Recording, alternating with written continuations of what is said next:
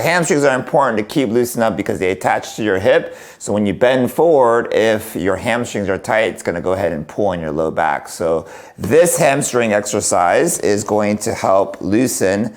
It's a little bit of a different variation than just foam rolling. We're gonna go ahead and what we call floss as well too. So you're gonna go ahead and go with your foam roller and find a tender spot where it's hung up at. And then from here, you're gonna go ahead and straighten the leg and bend the leg.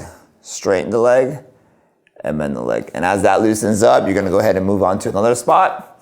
You do the same thing, straighten and bend, straighten and bend.